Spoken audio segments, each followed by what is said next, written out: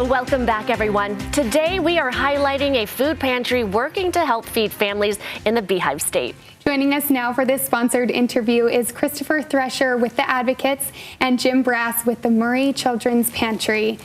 Chris, tell us about the Advocates and this nomination of the Murray Children's Pantry. Yeah, you know, one of the qualities of an advocate is someone that has passion, empathy, and resilience.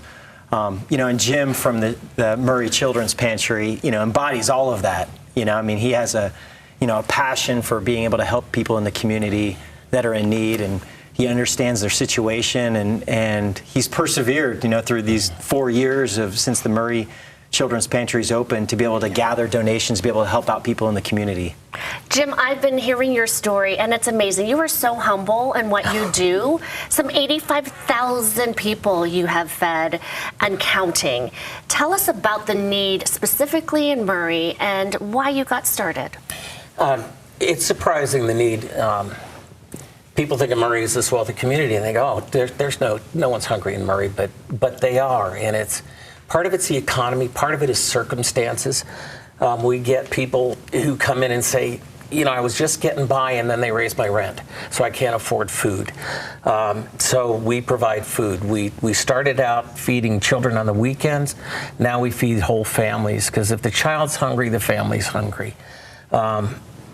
We do weekend bags still, but we also do family boxes, and our family box will feed a family of 4 for a week. And all we ask, if you come to the pantry, all we want to know is how many people are you feeding, how many adults, how many kids. Don't ask for identification or proof, because we don't want people to be uncomfortable coming. We just want to feed people. I love that you are doing that.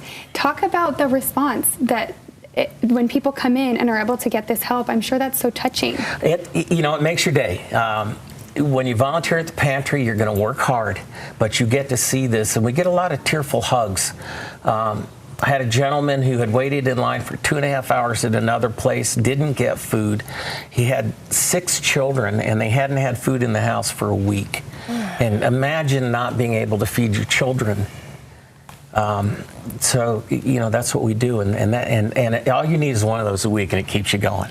Jim, that breaks your heart. Yeah, just hearing that. And you're actually in touch with mom and dad who can't provide for their kids, and that's scary. And you feel for them. I think the biggest difference with your pantry and all the others across the state is that you don't ask questions. No. We want to feed you, and you are touching lives. Christopher, no question why you nominated, and he should be recognized. Yeah. You know, one thing that Jim was mentioning, and mention it, you know, is how many meals you guys are distributing, which is kind of amazing. We did, as I said, we did 85,000 meals last year, and that was up 20,000 from the year before. We do between 2,000 and 3,000 meals on a Tuesday. We're open Tuesdays 10 till noon for 2 hours. So when I say 3,000 meals, that's in 2 hours. We see food come in and go out quickly.